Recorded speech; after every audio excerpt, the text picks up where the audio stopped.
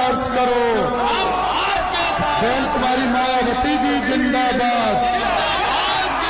बहन कुमारी मायावती जी जिंदाबाद। बहन कुमारी मायावती जी जिंदाबाद। बहन कुमारी मायावती जी जिंदाबाद। बहन कुमारी मायावती जी जिंदाबाद। बहन जी आप संघर्ष करो। बहन जी आप संघर्ष करो। बहन कुमारी मायावती जी जिंदाबाद।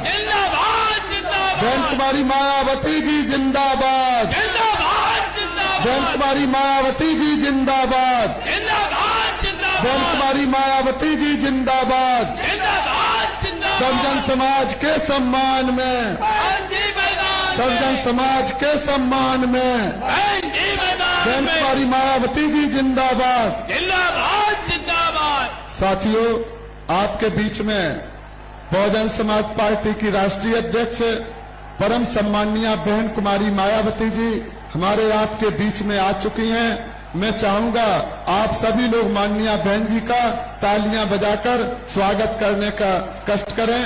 अब मैं चाहूंगा हमारे बहुजन समाज पार्टी के कानपुर मंडल के सभी मुख्य सेक्टर प्रभारी, आप सभी लोग कानपुर मंडल की ओर से आप लोग माननीय बहन कुमारी मायावती जी को चुनाव पार्टी का चुनाव चिन्ह हाथी भेंट कर माननीय बहन कुमारी मायावती जी का सम्मान करने का कष्ट करें।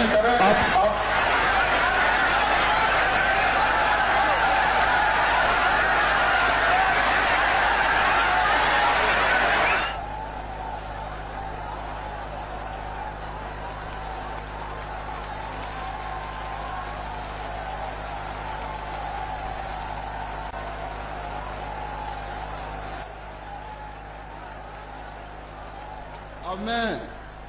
अब मैं माननीय बहन कुमारी मायावती जी से विनम्र निवेदन करूंगा। माननीय बहन कुमारी मायावती जी विशाल जनसमूह को संबोधित करने की कृपा करें। माननीय बहन।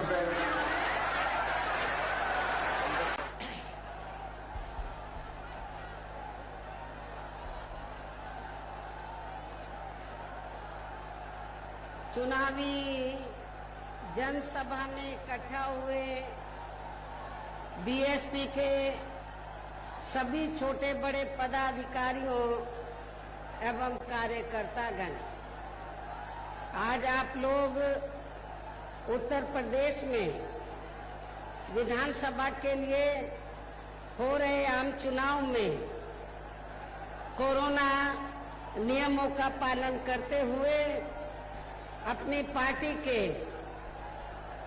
कानपुर मंडल के उम्मीदवारों के समर्थन में मुझे सुनने के लिए यहाँ भारी संख्या में, यहाँ लाखों की संख्या में इकट्ठा हुए हैं, तो उसके लिए मैं आप सभी लोगों का हार्दिक दिल से आभार प्रकट करती हूँ।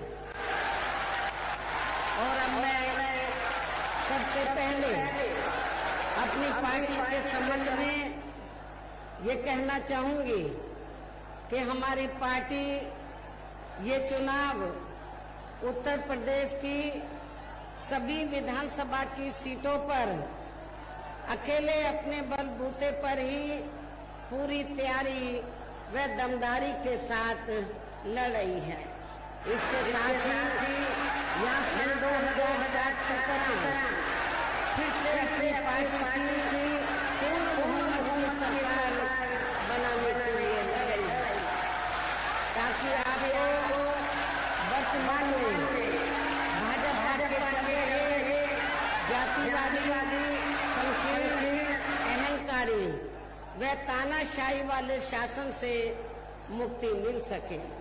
इसके साथ ही हमारी पार्टी ने पूर्व की तरह इस चुनाव में भी बीएसपी से जुड़ने की तादाद को ध्यान में रखकर फिर उसी अनुपात में ही यहाँ सर्व समाज के लोगों को टिकट भी दिए हैं। और अभी चुनाव में आप लोगों को अपना वोट कांग्रेस, बीजेपी, सपा व अन्य विरोधी पार्टियों को न देकर केवल अपनी एकमात्र हितैषी पार्टी बीएसपी को ही देना क्यों जरूरी है, इसे आप लोगों को समझना होगा।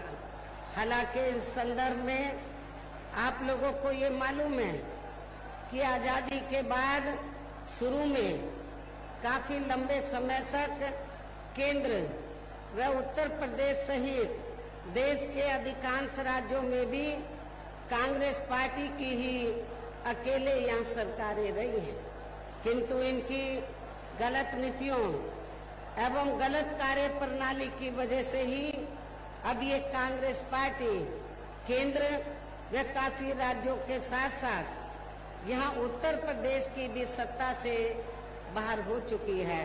इसके साथ ही ये पार्टी कांग्रेस पार्टी जबरदस्त जातिवादी होने के कारण शुरू से ही हर मामले में खासकर यहाँ दलित, आदिवासी व अन्य पिछड़ा वर्ग विरोधी पार्टी भी रही है और अभी भी है, जिस कारण ही केंद्र में रही इस पार्टी की सरकार ने इन वर्गों के मसीहा व भारतीय संविधान के मूल निर्माता परम पूज्य बाबा साहब डॉक्टर भीमराव अम्बेडकर को भारत रत्न की उपाधि से भी सम्मानित नहीं किया था, जिसके लिए वो हर प्रकार से पात्र भी थे। इतना ही नहीं बल्कि इनकी मूवमेंट को आगे बढ़ाने के लिए अपनी पूरी जिंदगी समर्पित करने वाले मान्यवर श्री कांशीराम जी के देहांत होने पर भी केंद्र में उस समय इसी कांग्रेस पार्टी की रही सरकार ने उनके आदर सम्मान में एक दिन के लिए भी राष्ट्रीय शोक घोषित नहीं किया था, तथा न ही इस पार्टी की रही सरकार ने पिछड़े वर्ग की आरक्षण संबंधी मंडल कमीशन की रिपोर्ट को भी लागू किया था, जिसे फिर बीएसपी ने अपने कड़े संघर्ष व अथक प्रयासों से केंद्र में रही श्री बीपी सिंह की सरकार से ही लागू कराया था। साथ ही इसी सरकार में ही बाबा साहब डॉक्टर भीमराव अम्बेडकर को भी भारत रत्न की उपाधि से सम्मानित किया गया था। लेकिन अब केंद्र व अधिकांश राज्यों की भी सत्ता से बाहर होने पर यही कांग्रेस पार्टी खासकर दलितों, आदिवासियों व अन्य पिछड़े वर्गों के वोटों की खातिर आए दिन किस्म किस्म की नाटकबाजी करती रहती है, जबकि इन वर्गों के व अन्य और मामलों में भी इस पार्टी की सच्चाई तो ये है कि कांग्रेस पार्टी जब सत्ता में आसीन होती है और इनके अच्छे दिन होते हैं तो तब इस पार्टी को इन वर्गों का विकास व उत्थान आदि याद नहीं आता है, तथा न ही इनको महिलाओं की भी भागीदारी याद आती है और न ही इनको किसानों का कर्जा 10 दिन में माफ करने का याद आता है। इसके साथ ही न ही इनको अपने अन्य और वायदे भी पूरे करने के लिए याद आते हैं। इस मामले में यही हाल अब हमें यहाँ अन्य विरोधी पार्टियों का भी देखने के लिए मिल रहा है। इतना ही नहीं बल्कि इस पार्टी के बाद खासकर यहाँ सपा व बीजेपी आदि की बनी सरकार में भी यूपी की जनता अधिकांश मामलों में काफी ज्यादा दुखी रही है। सपा की सरकार में तो ज्यादातर यहाँ गुंडों, बदमाशों, माफियाओं, अराजक तत्वों व सरेआम लूट खसोट करने एवं दंगे फसाद आदि कराने वालों का ही राज रहा है, जिसकी खास वजह से ही इस सरकार में हमेशा यहाँ तनाव की स्थिति बनी रही है। प्रदेश में विकास के कार्य भी ज्यादातर यहाँ एक विशेष क्षेत्र व एक विशेष समुदाय के लोगों तक ही सीमित होकर रह गए हैं। खासकर दलितों व अति पिछड़े वर्गों तथा इनके संतों, गुरुओं व महापुरुषों आदि के साथ तो हर स्तर पर अधिकांश समय इनका सोतेला रवैया ही देखने के लिए मिला है, जिसके अनेकों उदाहरण हैं। उनमें से कुछ का उल्लेख करना यहाँ मैं आपकी जानकारी के लिए जरूरी समझती हूँ, जो इस प्रकार से हैं। श्री अखिलेश यादव की सपा सरकार में प्रदेश में SC/ST का सरकारी ठेकों में आरक्षण खत्म कर दिया गया था, जिसकी व्यवस्था पहली बार BSP की सरकार में ही की गई थी। संसद में सपा ने SC/ST का पदोन्नति में आरक्षण का बिल फाड़ दिया तथा फिर उसे पास भी नहीं होने दिया। SC/ST के छात्रों का विदेश जाकर पढ़ाई करने की योजना खत्म कर दी। पंचशील नगर का नाम बदलकर हापुड़ कर दिया। संत रविदास नगर का भी नाम बदलकर इन्होंने भदोई कर दिया। भीम नगर का नाम बदलकर संभल कर दिया तथा ऐसे कई और जिलों के भी नाम सपा सरकार ने अपनी जातिवादी मानसिकता के तहत चलकर बदल दिए। छत्रपति शाहूजी महाराज मेडिकल कॉलेज का नाम बदलकर किंग जॉर्ज मेडिकल कॉलेज कर दिया। मान्यवर श्री कांशीराम जी कृषि विश्वविद्यालय बादा का नाम बदल दिया गया। मान्य कोर्ट के निर्णय के आड़ में अनुसूचित जाति व जनजाति के कर्मचारियों का गलत तरीके से डिमोशन कर दिया गया। अनुसूचित जाति व जनजाति के छात्रों का शून्य शुल्क पर प्रवेश समाप्त कर दिया। अनुसूचित जाति व जनजाति के छात्रों की शुल्क प्रतिपूर्ति पर 60% की बाध्यता लगाकर उनकी छात्रवृत्ति को रोकने का काम किया गया। मान्यवर श्री कांशीराम जी अरबी फारसी विश्वविद्यालय का नाम भी बदल दिया गया। लखनऊ के गोमती नगर में डॉक्टर भीमराव अंबेडकर पार्क जो BSP की सरकार में बनाया गया था, उसका नाम बदलकर जनेश्वर मिश्र पार्क कर दिया गया। सरकारी भूमि आवंटन में SC/ST को मिलने वाली प्राथमिकता को खत्म कर दिया गया। SC/ST की भूमि खरीदने को लेकर नया संशोधन लेकर आए, जिसमें बिना DM की अनुमति के कोई भी उनकी जमीन खरीद सकता था, जिससे इन कमजोर वर्गों की जमीन को हथियाया जा सके। इस प्रकार से सपा व श्री अखिलेश यादव का दलितों एवं अन्य पिछड़े वर्गों तथा इनके संतों, गुरुओं व महापुरुषों आदि के प्रति इनका ऐसा है ये प्रेम, जिन्हें मद्देनजर रखते हुए अब इन वर्गों को इस चुनाव में ऐसी समाजवादी पार्टी को किसी भी कीमत पर सत्ता में नहीं आने देना है।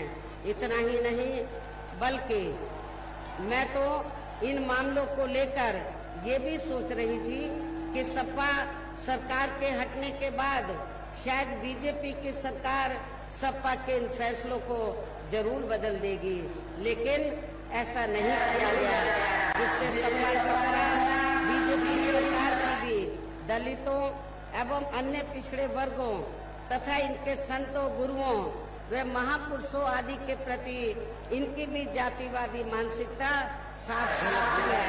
इसलिए इस चुनाव में सपा के साथ साथ BJP को भी हमें सांस लाने से, सत्ता में आने से जरूर रोकना होगा। इसी प्रकार भारतीय जनता पार्टी सरकार की भी नीतियां व कार्यशैली अधिकांश यहाँ जातिवादी, पूंजीवादी एवं RSS के संकीर्ण एजेंडे को ही लागू करने पर टिकी रही हैं, जिससे प्रभावित एवं शिकार हुए लोगों का इस सरकार में सही से विकास व उत्थान आदि नहीं हो सका है। साथ ही इनका हर स्तर पर काफी ज्यादा शोषण व उत्पीड़न आदि भी किया गया है। धर्म के नाम पर हमेशा इस तरह नफरत आदि का वातावरण बना रहा है। प्रदेश में अपराध भी काफी ज्यादा बढ़े हैं, खासकर दलित, अकलियत व महिलाएं आदि भी इस सरकार में कतई भी सुरक्षित नहीं रही हैं। लेकिन मीडिया में इनके सही आंकड़ों को अधिकांश दबा दिया जाता है। इसके अलावा प्रदेश में गरीबों, मजदूरों, बेरोजगारों व अन्य मिलियन लोगों के साथ साथ दलितों, आदिवासियों, अन्य पिछड़े वर्गों, मुस्लिम व अन्य धार्मिक अल्पसंख्यक समाज के लोगों के हित व कल्याण के लिए वर्षों से जो भी यहाँ सरकारी योजनाएं चल रही थी, तो उनका भी इन्हें वर्तमान भाजपा सरकार में सही से लाभ नहीं मिल पा रहा है। साथ ही दलितों व पिछड़ों को भी अब आरक्षण का पूरा लाभ नहीं मिल पा रहा है, क्योंकि इन्होंने बड़े बड़े सरकारी कार्य ज्यादातर प्राइवेट सेक्टर के जरिए ही कराए हैं, जिसमें इन वर्गों के लिए आरक्षण की कोई भी व्यवस्था नहीं है। सरकारी नौकरियों में भी इनका आरक्षण का कोटा पूरा नहीं किया गया है। मुस्लिम व अन्य धार्मिक अल्पसंख्यक समाज के लोगों के साथ तो बीजेपी की सरकार में अधिकांश यहाँ पक्षपात वाला रवैया ही अपनाया गया है। विशेषकर मुस्लिम समाज तो इस सरकार में सबसे ज्यादा दुखी रहा है। इतना ही नहीं बल्कि इस बार बीजेपी की सरकार में अपर कास्ट समाज में से प्रबुद्ध वर्ग भी और प्रबुद्ध वर्ग में से खासकर ब्राह्मण समाज भी हर मामले में अपने आप को काफी ज्यादा उपेक्षित महसूस करता रहा है। इसके अलावा इनके गलत आर्थिक नीतियों के कारण यहाँ गरीबी, बेरोजगारी व महंगाई आदि भी काफी ज्यादा बढ़ी है। खासकर चुनाव घोषित होने से पहले तो डीजल, पेट्रोल व रसोई गैस आदि की आए दिन बड़ी कीमतों ने भी जनता की काफी ज्यादा मुश्किलें बढ़ाई हैं और ऐसा लगता है कि चुनाव खत्म होने के बाद उन्हें इनकी कीमतें बढ़ा दी जाएंगी। इसके साथ साथ उत्तर प्रदेश सहित पूरे देश के किसान भी केंद्र सरकार की गलत नीतियों के कारण काफी ज्यादा दुखी व परेशान रहे हैं और अभी भी हैं। साथ ही प्रदेश में बेरोजगार लोगों को रोजगार नहीं मिलने के कारण ही ज्यादातर इनको इस सरकार में भी पलायन करना पड़ा है। इस प्रकार से इन सभी विरोधी पार्टियों की रही सरकारों में शुरू से ही यहाँ यूपी की जनता काफी ज्यादा दुखी व परेशान रही है। विशेषकर कोरोना महामारी के दौरान तो इन सभी की हालत और भी ज्यादा खराब हो गई है।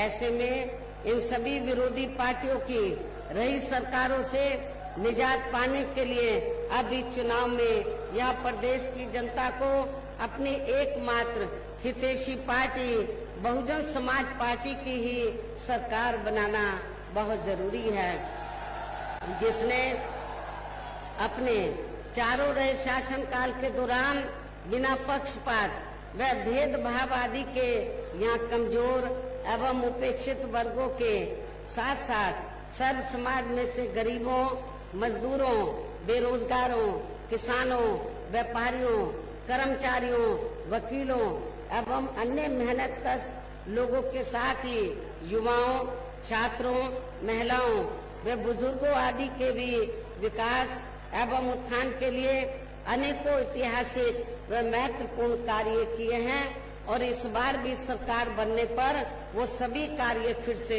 शुरू किए जाएंगे। और खास तौर से मैं बेरोजगार नौजवानों को ये बताना चाहती हूँ कि जब 4 बार मेरे नेतृत्व में सरकार बनी तो आप लोगों को बड़े पैमाने पर रोटी रोजी के साधन मिले, लेकिन उसके बाद से आप लोगों की उपेक्षा की गई है। और जब बीएसपी की सरकार बन जाएगी तो बीएसपी की सरकार बनने पर इस बार बेरोजगार नौजवानों को रोटी रोजी के साधन जरूर दिए जाएंगे, ये भी मैं आप लोगों को विश्वास दिलाना चाहती हूँ। इसके अलावा बीएसपी की सरकार में ही दलित एवं अन्य पिछड़े वर्गों में जन्मे अपने महान संतों, गुरुओं व महापुरुषों आदि को भी विभिन्न रूपों में पूरा आदर सम्मान दिया गया है और आगे भी इनके सम्मान में कोई कमी नहीं आने दी जाएगी। प्रदेश में विशेषकर गरीबी व बेरोजगारी आदि को दूर करने के लिए इस बार भी जरूरी कदम उठाए जाएंगे। साथ ही किसानों की भी किसी भी मामले में किसानों को भी किसी भी मामले में निराश नहीं होने दिया जाएगा। इसके अलावा आपके कानपुर मंडल की जो भी यहाँ स्थानीय समस्याएं होंगी तो उन्हें भी दूर करने का पूरा प्रयास किया जाएगा। इसके साथ साथ केंद्र व यूपी सरकार के भी विवादित नियमों व कानूनों को यहाँ लागू नहीं होने दिया जाएगा। इसके साथ ही बीएसपी की सरकार बनने पर यहाँ बीजेपी व सपा आदि के शासनकाल की तरह कानून व्यवस्था को किसी भी कीमत पर खराब व लचर नहीं होने दिया जाएगा। मेरी सरकार में उन्नाव की तरह हमारे दलित वर्ग की बहन बेटियों को तो 2-2 महीने उनकी हत्या करके गड्ढों में नहीं गाड़ने दिया जाएगा। जैसे उन्नाव में आप लोगों को ये घटना देखने के लिए मिली है, तथा हर स्तर पर यहाँ कानून द्वारा कानून का राज ही कायम किया जाएगा। जाति व धर्म के आधार पर यहाँ लोगों का किसी भी प्रकार से शोषण व उत्पीड़न आदि नहीं होने दिया जाएगा, जैसा कि वर्तमान भाजपा सरकार में हो रहा है। खासकर कानून व्यवस्था को बेहतरीन बनाने के लिए विशेष अभियान के तहत व दलगत राजनीति से ऊपर उठकर यहाँ गुंडों, बदमाशों, माफियाओं व अन्य आपराधिक एवं अराजक तत्वों को भी जेल की सलाखों के अंदर भेजा जाएगा। जहां मेरी सरकार में इनकी जेल के बाहर नहीं बल्कि जेल के अंदर ही सही जगह होती है। इतना ही नहीं बल्कि वर्तमान भाजपा सरकार ने जाति, धर्म व राजनीतिक द्वेष की भावना के तहत जिन लोगों को खासकर धरना प्रदर्शन आदि के नाम पर जबरदस्ती गलत धाराओं में फंसा के उन पर अनेकों केस चलाए हुए हैं, तो उन मामलों की भी सही से जांच करा के उनके केस भी खत्म कर दिए जाएंगे। अर्थात वर्तमान भाजपा सरकार में प्रदेश की जेलें जो अधिकांश ऐसे लोगों से भर गया है, केवल यहाँ आपराधिक तत्वों को ही जेल की सलाखों के अंदर रखा जाएगा। इसके अलावा प्रदेश में खासकर शिक्षा के क्षेत्र में अन्य और विभागों के भी कर्मचारी जो आए दिन अपनी मांगों को लेकर धरना प्रदर्शन एवं हड़ताल आदि करते रहते हैं, तो उन सभी मामलों को निपटाने के लिए एक आयोग का गठन किया जाएगा और उनकी सही मांगों को मान लिया जाएगा, जिसमें कर्मचारियों की पुरानी पेंशन का मामला भी शामिल है, क्योंकि हमारी पार्टी नई पेंशन व्यवस्था से कतई भी सहमत नहीं है। इसलिए बीएसपी की सरकार बनने पर फिर पुरानी पेंशन व्यवस्था को ही लागू किया जाएगा। इसके साथ साथ मैंने पार्टी के विभिन्न कार्यक्रमों के दौरान सर्वजन हिताय व सर्वजन सुखाय को लेकर जो भी कार्य करने के लिए कहा है, तो उन पर भी जरूर अमल किया जाएगा। लेकिन ये सभी कार्य करने के लिए इस चुनाव में यहाँ बीएसपी को सत्ता में लाना बहुत जरूरी है, जिसके लिए अपनी पार्टी के लोगों को वोट पड़ने तक यहाँ सभी विरोधी पार्टियों के साम दाम दंड भेद आदि हथकंडों से भी जरूर सावधान रहना है। और इस मामले में विरोधी पार्टियां चुनाव होने से कुछ समय पहले व चुनाव के दौरान भी अपने अपने पक्ष में हवा बनाने के लिए खासकर मीडिया व ओपिनियन पोल एवं सर्वे आदि का जो बड़े पैमाने पर गलत इस्तेमाल करती हैं, तो उससे भी आप लोगों को बिल्कुल भी गुमराह नहीं होना है। जैसे सन 2007 के हुए विधानसभा आम चुनाव में उस समय मीडिया में जो बीएसपी को लेकर ओपिनियन पोल व सर्वे आदि दिखाए गए थे, तो वो गलत ही साबित हुए थे और इस बार भी आप लोगों को गलत साबित करना है। इसके साथ ही पूर्व की तरह इस चुनाव में भी विरोधी पार्टियों ने विभिन्न रूपों में जो अपने हवाई व प्रलोभन भरे चुनावी घोषणा पत्र आदि जारी किए हैं, जिन्हें सत्ता में आने के बाद ये पार्टियां अधिकांश अमल में नहीं लाती हैं, तो उनके बहकावे में भी आपको कतई नहीं आना है, जिन पर से अब जनता का काफी हद तक विश्वास ही उतर गया है। इसलिए इस मामले में बीएसपी किसी भी चुनाव में विरोधी पार्टियों की तरह अपना कोई भी चुनावी घोषणा पत्र आदि जारी नहीं करती है। वैसे भी बीएसपी कहने में बहुत कम बल्कि कार्य करके दिखाने में ही ज्यादा विश्वास रखती है, और ऐसा हमने यहाँ यूपी में अपनी चारों रही सरकारों के दौरान करके भी दिखाया है।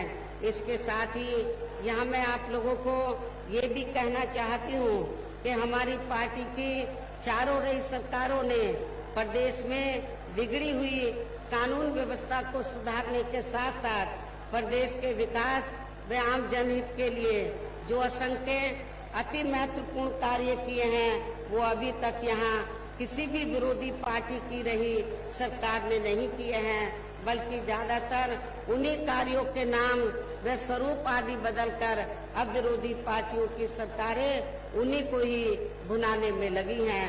लेकिन उन कार्यों के प्रति इनकी नीयत व सोच सही नहीं होने के कारण उसमें भी ये पार्टियां ज्यादा सफल नहीं हो पा रही हैं। और अब मेरा यही कहना है कि आप लोगों को इस चुनाव में अपने हित व कल्याण के लिए यहाँ फिर से यूपी में बीएसपी की सर्वजन हिताय व सर्वजन सुखाय की नीतियों पर आधारित सरकार बनाना बहुत जरूरी है।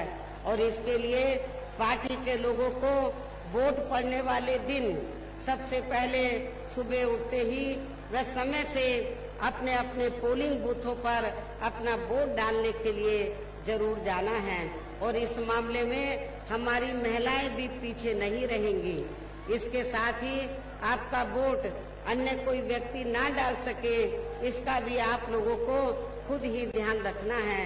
इसके साथ साथ अपनी पार्टी का कोई भी वोट पड़ने से ना रह जाए, तो उसका भी पार्टी के हर पोलिंग बूथ की कमेटी को विशेष ध्यान रखना है। इन्हीं जरूरी बातों के साथ ही अब मेरी बीएसपी के लोगों से यही अपील है कि पार्टी ने यहाँ के कानपुर मंडल में जिन भी विधानसभा की सीटों पर अपने उम्मीदवारों को चुनाव के मैदान में उतारा है, जो यहाँ आपके बीच में मौजूद भी हैं, तो उन्हें आप लोगों को वोट वाले दिन अपनी पार्टी के हाथी चुनाव चिन्ह के सामने वाले बटन को दबाकर जरूर जिताना है। और फिर से आपको यहाँ सन 2007 की तरह ही बीएसपी की अपनी बहुमत की सरकार जरूर बनाना है। सभी प्रदेश में अमन चैन होने के साथ साथ यहाँ सभी वर्गों के लोगों का भी सही आदि हो सकता है। साथ ही यहाँ अन्याय अपराध भ्रष्टाचार मुक्त एवं विकास युक्त वातावरण भी पैदा हो सकता है। और तभी फिर यहाँ परम पूज्य बाबा साहब डॉक्टर भीमराव अंबेडकर एवं मान्यवर श्री कांशीराम जी आदि का भी सपना सही साकार हो सकता है।